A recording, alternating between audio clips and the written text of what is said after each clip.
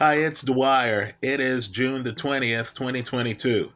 GamblersAdvisory.com, a free site. BettingAngle.us, a free site. Let's talk about the third fight, Canelo versus Golovkin. But first, remember, the opinion you should follow should be your own. Just consider this video to be a second opinion from a complete stranger online. Now, truth be told, I was not expecting to talk about this fight today, right? It wasn't until I was looking at the odds where I thought, okay, this is an opportunity. Now, let me pivot here for a second.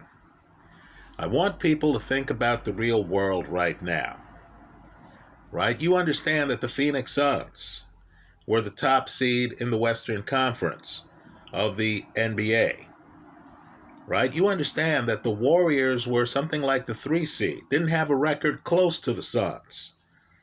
The Warriors are the new NBA champions, right? You understand that you could have made a mint had you picked the Cincinnati Bengals before the last NFL season. The Bengals made it to the Super Bowl, folks. You could have hedged out of that play and 10x your money? Think about that. And of course, right now, the Major League Baseball champions are the Atlanta Braves. Who saw that coming? If you thought a National League team last year was going to win the World Series, you probably thought, like I did, it would be the Dodgers, not the Braves. But yet they did it. Now that's the real world. We don't know what's going to happen. None of us is Nostradamus. All we're doing is dealing in the world of probabilities. That's the reality, right? I can think Mike Tyson is going to beat Buster Douglas, right? Maybe it happens, maybe it doesn't. I have to look at the odds. I have to ask myself, do these odds accurately reflect what's going to happen? Right, folks? There are people out there looking for bargains. Let me raise my hand.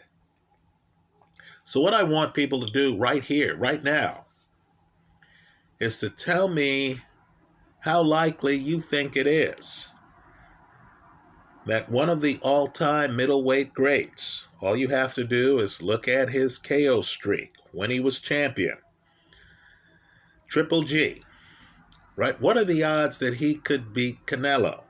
Some would say a third time, right? Understand, boxing fans really don't talk to each other when you're in different camps, right? The Anthony Joshua crowd isn't out there warm and cozy with the Tyson Fury crowd or with the Deontay Wilder crowd, right? But I need for people to realize, and I want you to look at the comments to the videos I made on the first 2 fights when they happened. There's a group out there, I know I belong to it, that have never seen Canelo beat Triple G. Never. Understand, the first fight, that's a Triple G fight. I don't know what happened with the judges. Let's face it, too. This is boxing. There are many times where you don't know what fight the judges were watching. I thought Triple G won the first fight. The second fight, hey, look, Canelo did better. That's great. Canelo did better to me than the losing effort he had in the first fight, but he still didn't do enough to win. Doing better doesn't necessarily mean that you won the fight. Now, there are those who believe that Marvin Hagler, way back when, got jobbed against Ray Leonard. And they'll tell you, count the body shots. And if you watch that fight again, and you realize that rounds are 3 minutes long, and I was a Ray Leonard guy back then. Rounds were 3 minutes long. In other words, if some guy does good work in the first 2 minutes of the round, hey, that matters. And if you just look at the body shots, Even if you thought in the moment that Ray Leonard won the fight, I'm just telling you, there are many of you who are going to say, wow, those body shots matter. In the second Triple G Canelo fight, you have one of those moments. Folks, I want you to look at the jabs. We don't consider Golovkin to be a jabber. Okay, fine. But look, if he wins the fight, jabbing, he wins the fight. Right? I mean, that's just the way it is. The guy can go off brand. Who cares? If he wins the fight, he wins the fight. Now look, I don't want to argue with those of you who believe Canelo won both fights, or who believe the first fight was a draw, the second fight went to Canelo. Okay, fine. I'll give Canelo a lot of credit for agreeing to the fights. I was shocked that he did. Let's remember, Triple G was the man at middleweight, unbeaten, before the first fight. Okay. But what I want you to do right now is to think for yourself and ask yourself, in terms of percentages, what percentage does Triple G have to win the third fight? Now keep in mind, you have some wrinkles. Right? Triple G was the man at middleweight. The third fight's going to be at 168. Understand, Canelo was running through boxing. Right? Runs through 168 pounds. Goes up to light heavyweight, beats Kovalev. Was so highly thought of that when he returns to light heavyweight, 175, he was heavily favored. And I'm telling you, if you follow the light heavyweight division, you're shocked by this. He was heavily favored to beat Dmitry Bivol. Right, heavily. You couldn't imagine a guy being heavily favored to beat Beterbiev. You just couldn't imagine it. But yet here was Canelo, heavily favored to beat Bivol. Well, folks, Canelo's coming into this fight against Triple G after a loss, isn't he?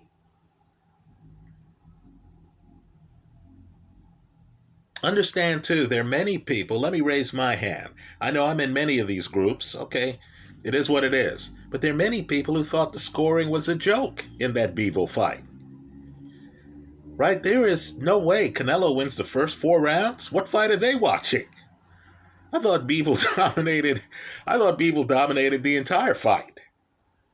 Right? Looking at the later rounds, you thought, man, Canelo needs a knockout here.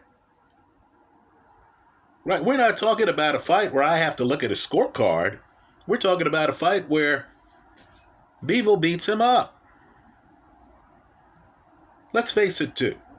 All of these boxers, I mean every one of them, they're human beings. Right? I know these boxers practice looking tough. Some just look tough. Right? They look like losses are no thing. You know, guys impacted. So Canelo's coming off a loss. Right? He loses on the scorecards, and there are people like me questioning the scorecards. Now he's losing weight. Let me repeat that. He's losing weight. Now, I know we did that before. I know we said, okay, he beat Kovalev. Oh, he's going to lose weight to 168. He can get it done. Do you want to be losing weight to fight Triple G? I don't think so. Let me just say, too, that the fight's personal, isn't it? Right? I don't think Triple G would get worked up against anybody else in the world for another fight against them like he's worked up to fight Canelo. Isn't something wrong here? How long has Canelo kept Triple G waiting? Now, don't get me wrong, right? I understand this is boxing. I understand promoters make you offers, right? I understand a guy like Canelo certainly took big time opposition on, right? It wasn't like Canelo was on the beach. This was a guy who was in the gym. He's busy. He's fighting guys like Callum Smith, Billy Joe Saunders, right? Caleb Plant. We understand that the three guys I just named were all unbeaten when they fought Canelo.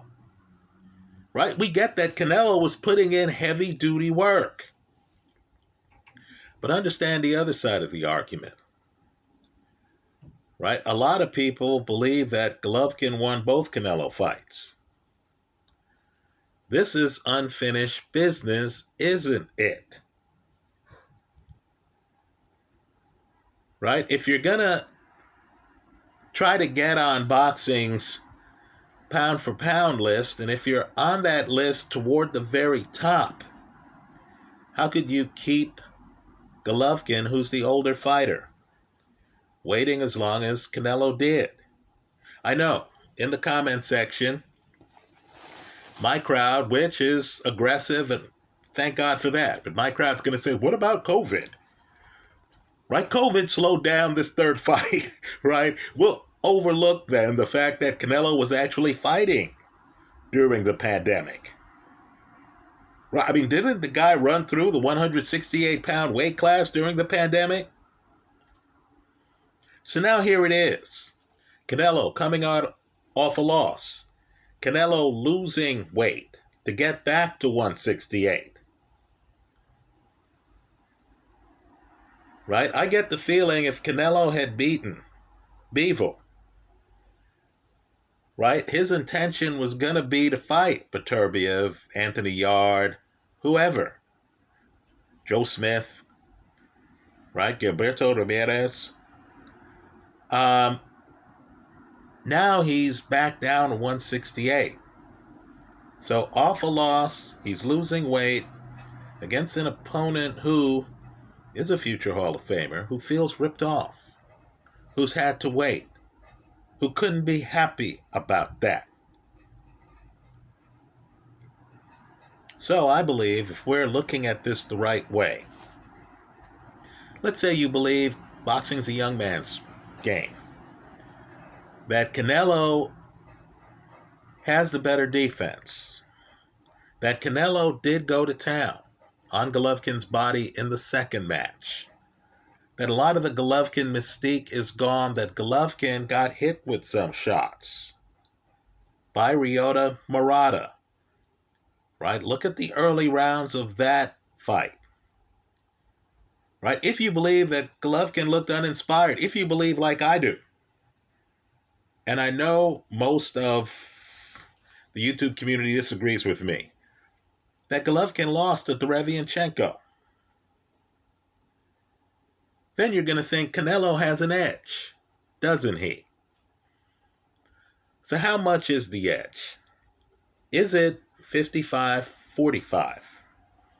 A 10% edge. If they faced each other 100 times, Canelo wins 10 more than Golovkin. Is it 60-40? In other words, Canelo would win 1.5 times every time Golovkin wins. 20% differential. Is it 70-30? Right? Canelo wins better than 2-1 over Golovkin. Now, folks, I just have to tell you, I'm not sure if I'd take anybody. Callum Smith, Billy Joe Saunders, Rocky Fielding. I'm not sure if I'd take anybody at greater than 60-40 over Golovkin, within range of his weight class.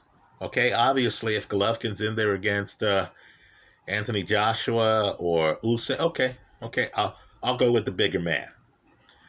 But within his weight class, and let's face it, Kovalev at light heavyweight's not in Golovkin's weight class.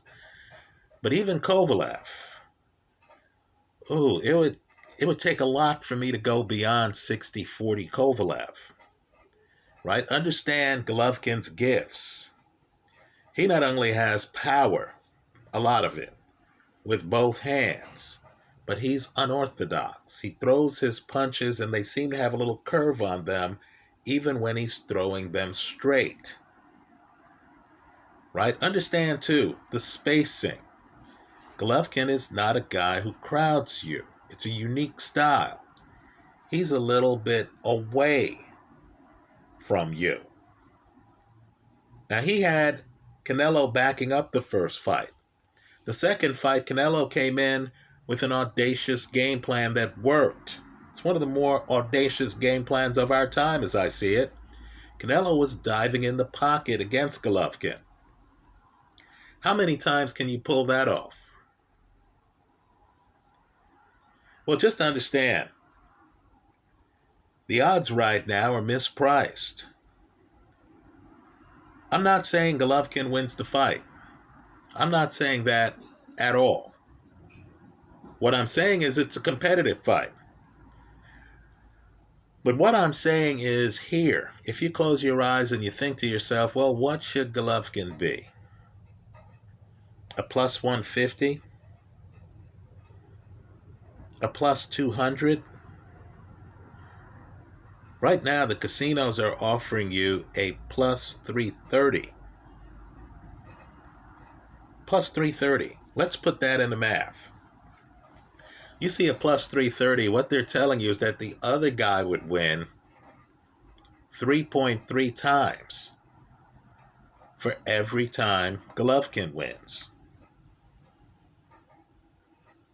What they're telling you is that if these two fought 4.3 times, Golovkin would only win once. Right? Understand, Golovkin is your prototypical heavy puncher. He only has to be right once. Understand, 4.3, 1 divided by 4.3 tells you that the current odds only give Golovkin not a 30% chance of winning, and I consider 70-30 to be wide. Not even a 25% chance of winning. They give Golovkin a 23.2% chance of winning. Now look, I believe you need to add Golovkin simply to win to your betting portfolio.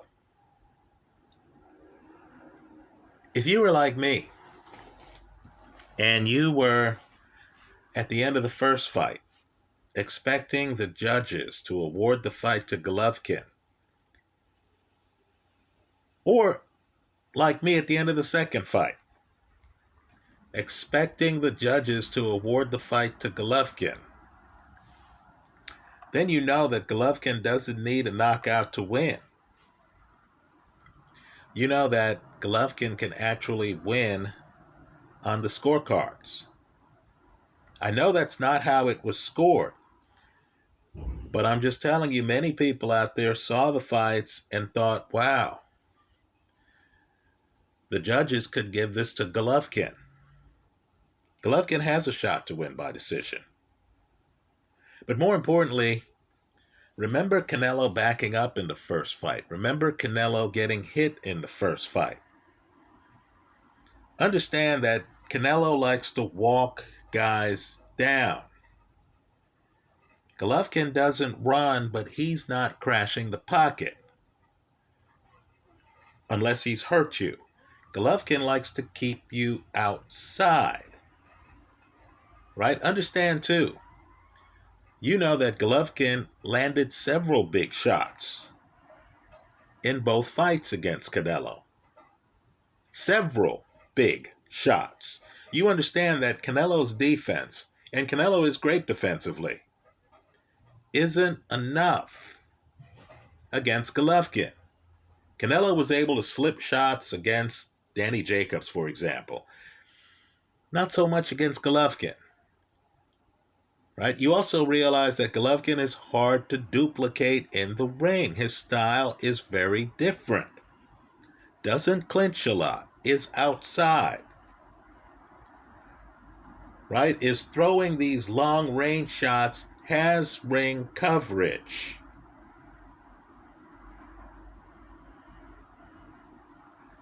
So, to me, if I'm going to build a betting portfolio, I want the casino to make mistakes. Before this video, was there anyone who you thought should be going off at 77% to 23% in their favor against Golovkin? Folks, I can't name anybody like that. Certainly not Canelo. Because weren't the first two fights close? Let me also say this too, and this will be controversial. It's all right. I'm an adult. I'll handle the blowback. There have been fighters out there who boxing fans start to think have gotten too much of the benefit of the doubt. Right? A generation ago, Oscar De La Hoya was the man in the sport outside of the heavyweight division. Now, he had some fights that were close, where opponents thought the judges had wronged them. Right? The Pernell-Whitaker fight. Now, I will say, you're watching Whitaker put on one of history's best defensive performances. It's a jaw-dropper. Right? He's there ducking under Oscar's left hand, and Oscar really was a lefty fighting as a righty. Right? He has Oscar completely frustrated. You never saw Oscar miss as much as he did against Pernell-Whitaker. Now, in hindsight, I'll agree. Whitaker should have coupled that with more offense. But Whitaker was so outraged that he put out an ad in the LA Times after the fight that said, "Oscar, you and I both know I won that fight." Whitaker demanded a rematch. Oscar did not give him one. Right? Oscar fought Ike You thought that fight hung in the balance. Oscar knocks down Ike in the 12th round. It's a dramatic moment. But then you look at the scorecards and you realize it didn't matter as much as you and everybody else watching the fight thought it did. So then Oscar faced Felix Trinidad. Let me just say Oscar is winning the fight. He's fluid. Trinidad's robotic. I understand I'm going to get blowback from Trinidad fans. That's okay. Right? That's okay. But Oscar then continues to move in the last 3 rounds. The judges are unkind to him. Now, I know there are 2 groups out there. There's the group that believes Trinidad pulled it off in the last few rounds. Understand there's also the group that believes that Oscar De La Hoya put on a clinic. Well, understand the judges continued to revolt against Oscar. Right? The second Shane Mosley fight. And I know Brian Kenny and Max Kellerman thought ringside that Mosley was winning that fight. I thought Oscar put on one of his better performances. The judges weren't with Oscar. Now, Canelo, I want people to think closely about this and understand, I'm not questioning Canelo's greatness. He beats Kovalev by stoppage. He beats Billy Joe Saunders by stoppage. Right? This is a guy going out there winning the big fights. Caleb Plant by stoppage. Even Callum Smith would say, yeah, I lost the fight. Right? That he fought against Canelo. But I'll say this. There is a quiet rebellion. People are outraged by the scorecards in the Bivol fight. Right? There was a sense before the Bivol fight that if you were fighting Canelo, and I said it here online, in Las Vegas, you were down 2 rounds to none before you even stepped in the ring. Right now, just understand, I've seen it before. Ali in the 70s. right? Certain guys were loved. Certain guys just connect with the judges. Now that Canelo has lost to Bivol, the question is, has that balloon been popped? Because there are many people concerned about the scoring in both Golovkin fights. Right? So all I'm saying is this. Just understand, there are headwinds against Canelo. There are many people who saw a middleweight champ. That's the other problem, too. I don't care about minor belts and all that other stuff. Going into their fight, Golovkin was the historical middleweight. Right? Golovkin belonged on the dais with Monzon, with Hagler, with Hopkins. He had the length of reign. He had a knockout streak while middleweight champion. Right? Danny Jacobs was thrilled. Just making it to the end of the fight against Golovkin. And then the Canelo fight goes down and people said, man, you got to be kidding. A champ of this magnitude throws down this performance against a courageous challenger. And you don't give him the decision, right? You know, a lot of old timers in boxing believe, hey, you've got to take the belt to win the belt. Right? The tie goes to the runner in baseball. Right? In boxing, there's a belief that if it's razor close, the champ gets the nod. As it was, even without shading anything. Folks like me thought Golovkin won that first fight. So politically, in a sport where Canelo is box office gold, I'm not going to question Canelo's box office credentials. I'm not going to question the fact that Canelo deservedly is one of the absolute best in the sport pound for pound, right? Even the Terence Crawford crowd will say, well, you know, if you're going to mention anybody else with Crawford, okay, Canelo, you know, people nod their heads. They understand. Right? But I need for people to also get the fact that you can be an Oscar De La Hoya and then end up losing the Felix Trinidad fight because people thought you were running the last 3 rounds of the fight. By the way, that's how much of an edge De La Hoya had in that match. Right? So, Golovkin plus 330, folks, I'm raising my hand. Casino, I'll take those odds right here.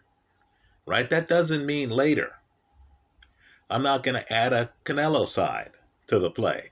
If the odds adjust, so it's 60-40, if it goes down to a plus 150, I might shamelessly pick Canelo, right? Because understand, if I'm getting a plus 330 on this side of the play, then if Canelo comes down to a shade under a minus 200, I'm profiting if either happens. Then I'm watching the fight and I'm thinking, well, how am I going to win my money? Of course, leave it to boxing to have the draw option, but that's another story, right? It's already happened to these fighters. The point I'm making is simply the plus 330 is a casino mispricing. It's my thesis, even at Golovkin's current age, that nobody should be favored around Golovkin's weight class, ahead of Golovkin at these odds. In other words, I can't name a fighter at 160 or 168 who, if you said to me, yeah, the Golovkin side is a plus 330, I'd say, that sounds about right. No such guy exists.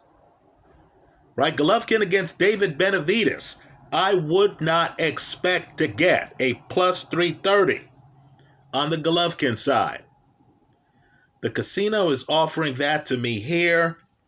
I'm guessing there must be a bunch of casual fans out there who feel the Bivol fight was a fluke, who feel the first 2 fights against Golovkin, both of which went the distance, was a fluke.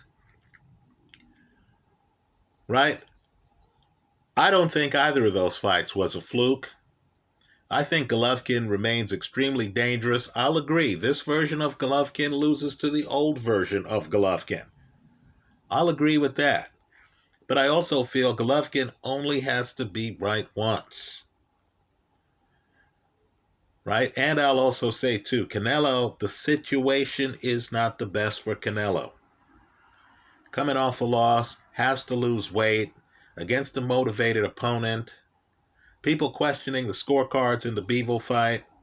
Folks like Joe Smith openly saying before his fight against Beterbiev, people like Floyd Mayweather openly saying that they heard the odds, they bet on Bivol, they made some money. Right? You have some insiders who thought, you got to be kidding on these odds. Well, I'm raising a red cup. Here, on the plus 330, the casino is offering you today for the third fight. I like Golovkin. At these odds, it's an easy call for me. Right? As I've said, the best bets make themselves. You're there having a drink at the casino and you see a plus 330 on Golovkin, you're getting out of your seat. Right? Understand, I would take Golovkin at plus 330 against Monzon, Hagler, Hopkins. Right? I believe you need to start your betting portfolio right now. I got to tell you, I wasn't planning on it. But let's say a plus 330, oh, did the casino twist my arm? I'll take this. I'll be the Huckleberry. I expect these odds to drop dramatically. Right? There's going to be later money coming in. There are going to be people realizing that Canelo's in his 30s right now. Right? You already have people, after looking at Beterbiev, destroy Joe Smith, saying, no, I don't want to see Canelo against Beterbiev. Right? The mood is shifting. Understand, boxing's a young man's game. People who look unbeatable, later we find out they're human. And everything changes. I like Golovkin at these odds, plus 330. I'll see where they develop. I reserve my right to make other bets, including bets on Canelo if the odds shift. That's how I see it. Let me hear from you.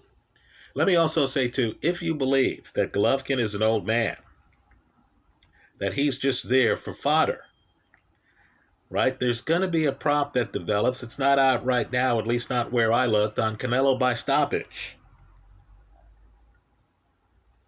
Right? If you get this prop and if you get Canelo by stoppage, then the theory that Golovkin is totally washed in his 40s, you might have that covered. We'll see what happens. In any event, I like Golovkin at plus 330 for his third fight over Saul Alvarez. That's how I see it. Let me hear from you. Let me point out, too, that Golovkin took Ryota Murata's shots. And if you know one thing about Murata, it's that he hits hard. Right? Murata is a very hard hitter. If Golovkin was able to take Murata's shots, as heavy-handed as Canelo is, what leads you to believe that he won't be able to take Canelo's shots? Understand, too, Golovkin sets up too far away from you to get hit with the kind of uppercut that Billy Joe Saunders got hit with. Right? Just food for thought. You also don't have the punch disparity that you had in Canelo against Caleb Plant. Right? You just don't. So, food for thought. That's how I see it. Let me hear from you. I hope you leave your comments in the comment section of this video. Don't be bashful. If you want to discuss the scoring in the Bivol fight, if you want to discuss the scoring in either of the Golovkin-Canelo fights, hey, have at it. That's what the comment section is for. Thanks for stopping by.